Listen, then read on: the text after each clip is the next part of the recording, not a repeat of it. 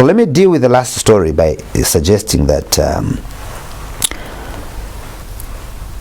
you see, this story, of course, is merged with where there was a headline that even the opts to remain mute think was the chief government spokesperson have spoken, who is also the party spokesperson. You have also the Minister of Home Affairs giving a position with regard to the whereabouts of JJ Banda and circumstances surrounding the matter based on the police findings. We are yet to be given a full report by the police on what transpired.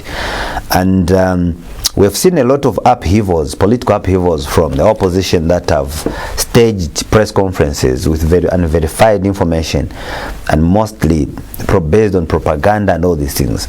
And the situation on propaganda has been growing, where people will publish false information, then they will dramatize it and cause a lot of unnecessary confusion.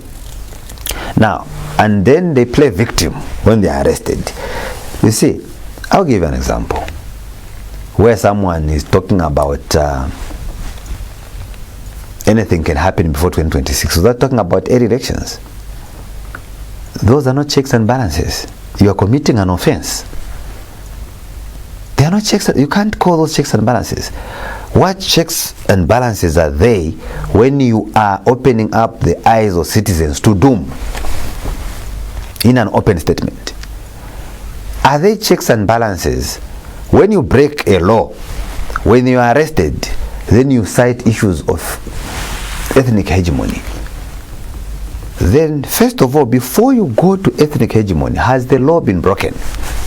That should obviously constitute our discussion. I'm directly dealing also partly with Maureen Mabonga and Madam Edith Nawakwe, who served government before. The level of political manipulation and propaganda that they are driving is not helpful.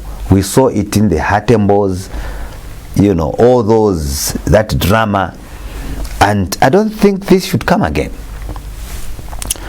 It is only fair that we respect the fact that we have laws in place. I thought some people may have drawn a lesson from the situation of Chimbakambwiri's case. Okay? You have section 70 of the Penal Code, Cap 87 of the laws of Zambia, which is clearly instructive with regard to issues relating to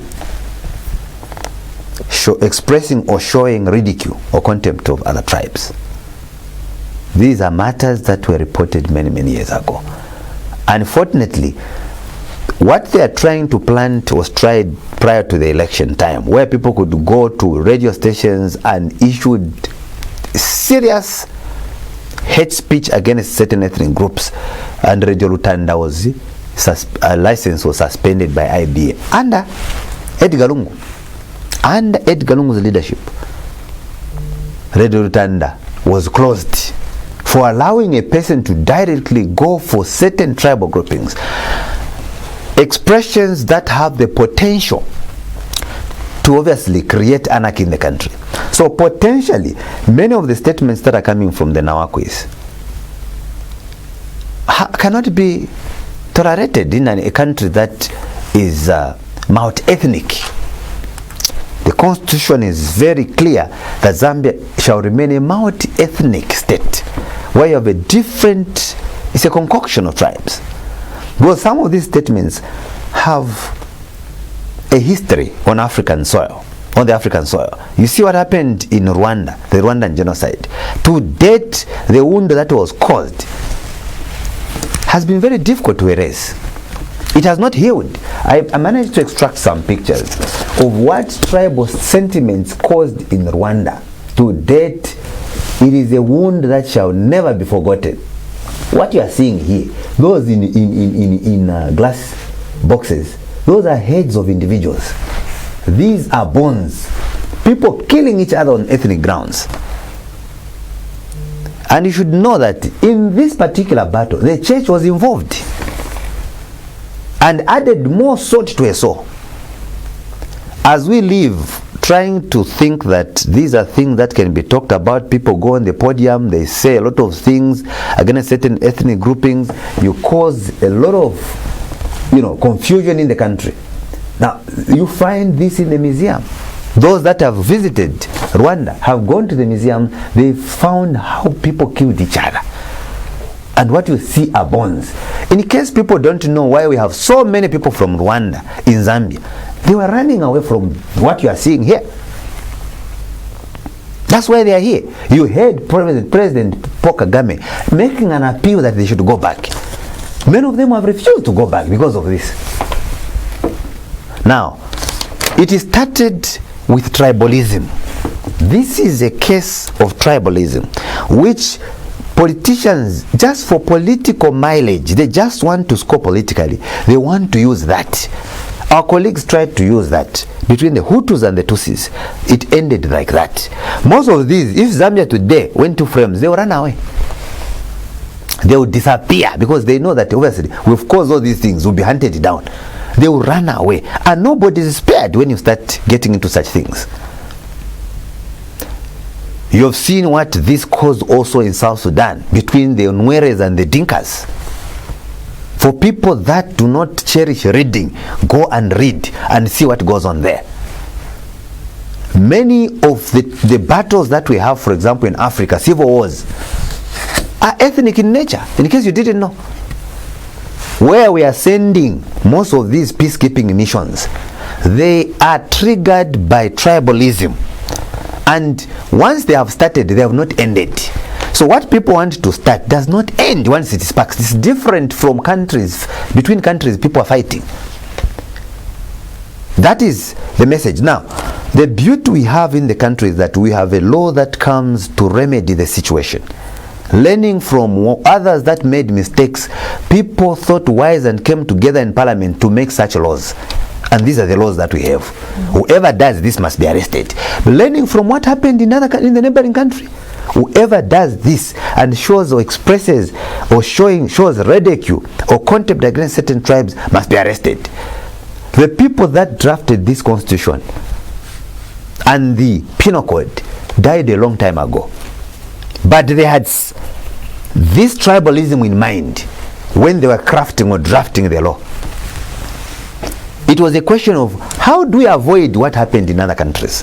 We must put in place a law which should criminalize the act, and it's on that basis that you have people arrested. So I must end by indicating that we need to guard ourselves against use of such kind of words. And it is surprising that the church is quiet. This is why I was telling you that in Rwanda the church was involved. It should be expected the church speaks out. When people start killing each other, then the church wants to come in that we want to reconcile people. That is hypocrisy.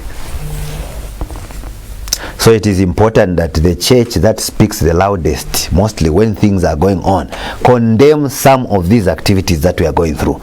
If they are going to keep quiet amid division and sowing a seed of discord in an attempt to push a political agenda wrongly, then they are accomplices.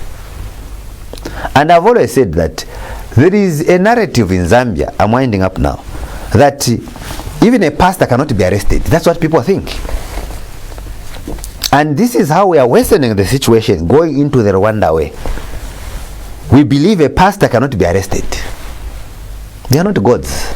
They are human beings like you. They have simply chosen a career. Sometimes out of a calling, others out of interest. Nobody is above the law.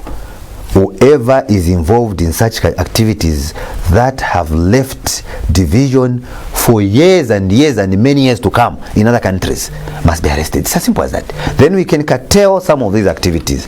Let people begin bringing on board what we may consider to be checks and balances. What is your solution to the load shedding? So that people based on that can vote for you. What is your message on job creation, debt restructuring, so that people can vote for you on that basis? What is the solution to agriculture, so that based on that you sell the message, people can vote for you? The solution should not be found in telling lies, causing anarchy and threatening. Then you are breaking the law. I thought I needed to posture my conversation in that trajectory. Thank you. Thank you very much, Mr. Smooth.